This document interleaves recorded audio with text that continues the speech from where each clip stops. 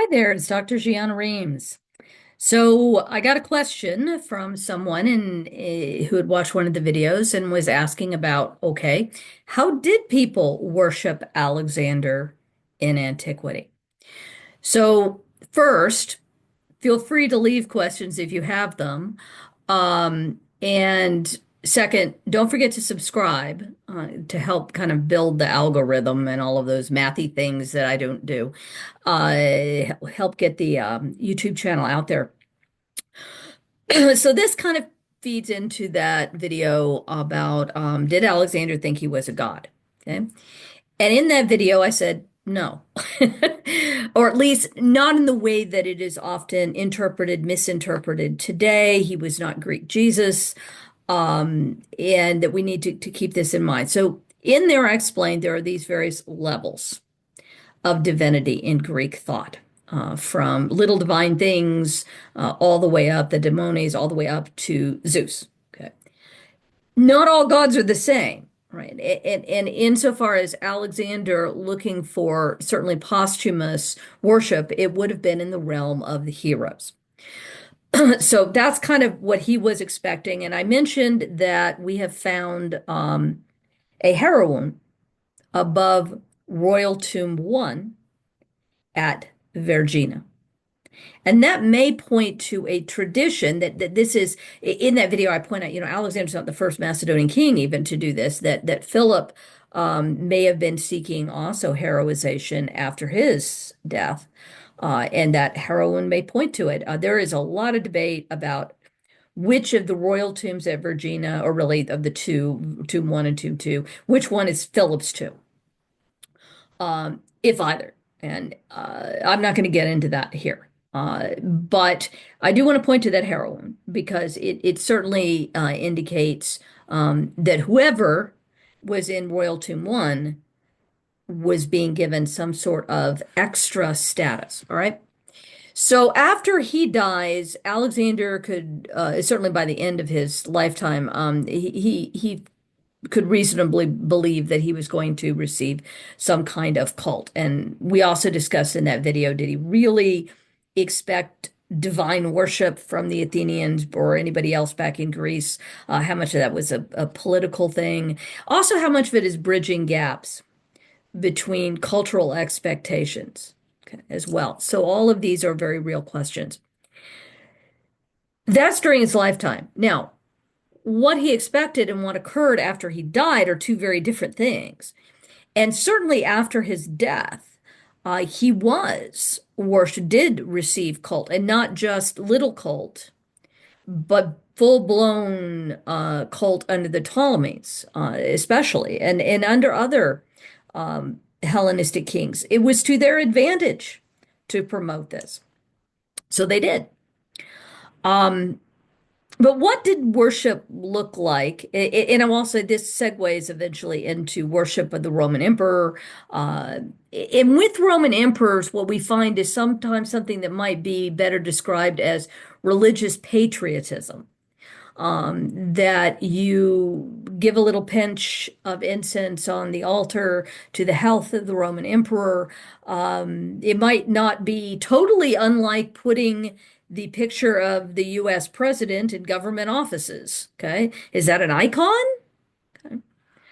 Um, it- how much religion was there? And there's not really a lot of indication that most Roman emperors, even Augustus, he comes closer than many, got actual cult. Now, when I'm saying cult, I do not mean, as I've said before, people drinking poison Kool-Aid down in South Africa.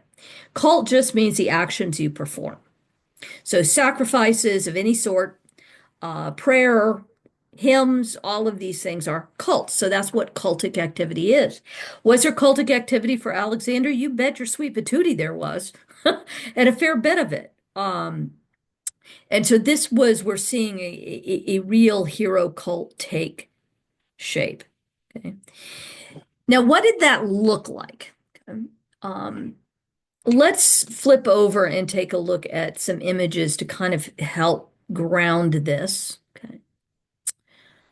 I'm going to share my screen and we're going to start with an image that isn't Alexander at all, but is Hephaestion. Okay. And Hephaestion was Alexander's best friend, right-hand guy, chiliarch, and probable lover. At his death, Alexander sent off to Ammon asking if he could be worshipped as a god or as a hero. There's the sources argue about this. Okay, some say god, some say hero. Hero seems to be the earlier version. All right. Ammon sends back, yes, he can. Um, and so this, what you're looking at, is an example of a dedicatory plaque to the hero Hephaestion. It is the only image that we have of Hephaestion that has his name on it. Problem, that may or may not be what he looked like. And that's a video for another day. But his name is on the bottom of it. You can't really see it here because this is in the way, but the very bottom of this thing has Hephaestion's name. Okay, move this above. But I'm not really interested in his name there. His name's on the bottom. What I'm interested in is what you're seeing on the stele. That is a woman. Okay. And it's interesting, and again, we could go into the person who made this dedication was a guy. Maybe that's his wife. Maybe it is whatever was the stock that you had, okay, in the stonecutter's business. That's why I said we can't really take this to be what Hephaestion looked like. Maybe, maybe not. But notice what she is doing, okay? And I'm going to make this bigger. So there you go. You see the image of the hero Hephaestion who's been I don't want to say reincarnated, but you see him here on the statue, and then the worshiper who is performing cult. And there may have been a little cultic image somewhere else, but this is dedicated to him. And he is holding out a type of cup called a patella that we see in the hands of a lot of cult statues. And they are meant specifically for little sacrifices. Now, sacrifices in Greece came in three different types. The blooded sacrifice, which means something dies. Unblooded sacrifice, which ranged a lot from locks of your hair in your childhood toys all the way up to full-blown statues, okay, like this one, to things. The most common forms of sacrifice were libations, often of wine, oil, honey, milk, spring water. Any of these would do, or fire, incense. And what we're seeing here is a libation sacrifice in the one hand that she's holding out with her right hand. She's pouring probably wine, because that is a wine pitcher, into the patella, offering it. And then if you see in her left hand, she's got something in a little covered piece of pottery there, and that's probably cakes. Okay, cakes were a very common thing that you would put in the patella. So she's offering wine in these little cakes as an offering. So this is a kind of standard offering for heroes. Most offerings are not big things. They're small things that people bring with them. So that's why I said libations and incense are the most common libations of all. Little bits of food, things like that. All right, so what one of these patellae look like, here it is. This is Roman glass in this case, so much, much later, but a little tiny cup. And as you would find them in houses, sometimes in the little personal shrines, because houses had things to worship the deities. You might find a little ceramic or terracotta rather, a statue of a goddess in the kitchen, okay, or near the kitchen, and it might have a patella right there in front of it for incense, or for, in this case, little olives or bits of cakes or other things. Okay.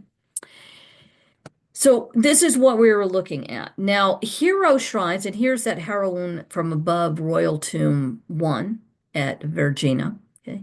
These hero shrines would have little altars, sometimes images of the deity in them or the hero in them, and people would go and make these sacrifices.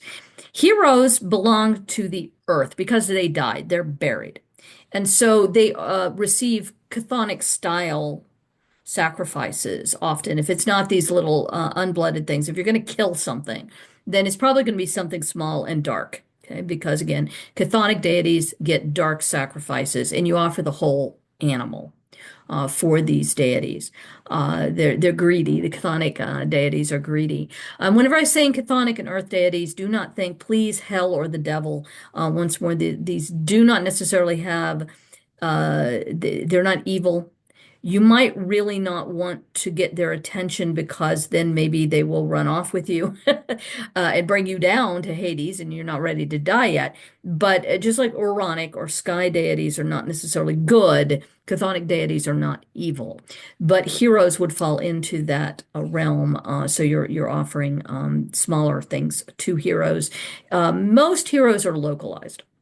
So, like this hero wound, cult would have been offered to whomever this was, Philip II or somebody else, at this hero wound. They're not doing it down in Athens, not just because they didn't like Philip.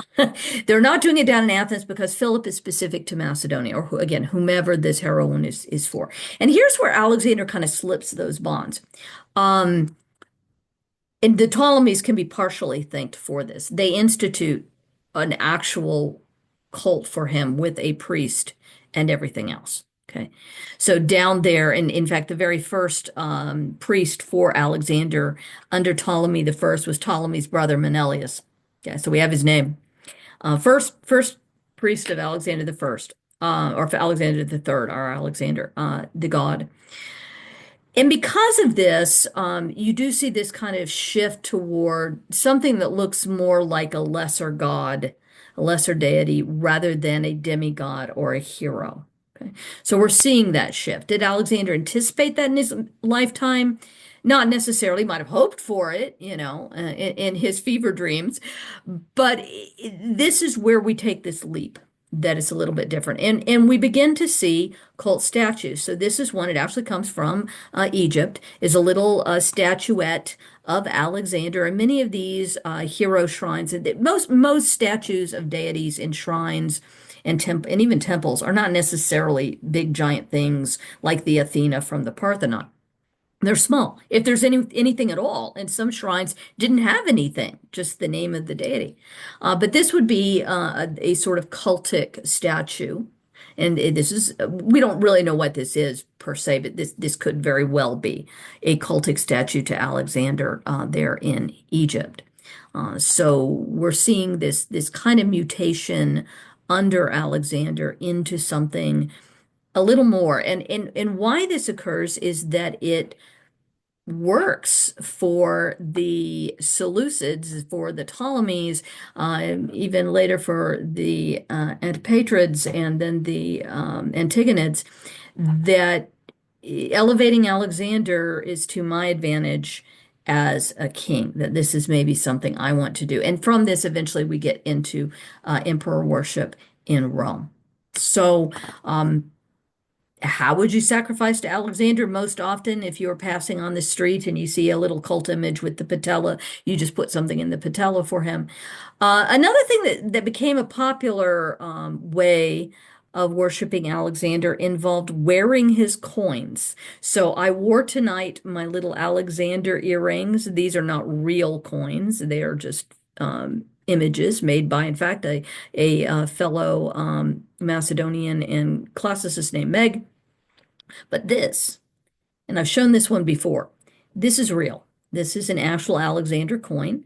And so in antiquity, people took to wearing these things as a luck, sign. The people in the ancient world were very interested in omens and luck pieces and amulets of all sorts to keep away bad luck, to keep away evil demons, ghosts, various other things. And so Alexander coins became one way to do that. Now, if you decide today that you want to go out and you want an Alexander coin, they are out there. Make sure it's real. Buy from a reputable person. And it should not cost you an arm and a leg. This is a silver drachma. Okay. And I think this one ran about, and this is many years ago, a little over $100, less than 150. So if somebody's trying to tell you that they're silver drachma Alexander coin is $500. Unless it's something rare, don't be taken for a ride. Okay, so just my fair warning to folks dabbling in purchasing antiquities. If you want a real one, make sure that it is a real one first and that you are not being overcharged for it in terms of buying antiquities, which can be an issue. So there is your introduction to Alexander worship after his death, okay, and how this gets utilized by our Deodachi, the successors, to their advantage by elevating this past just hero worship into something that starts looking much more like cult for a minor deity.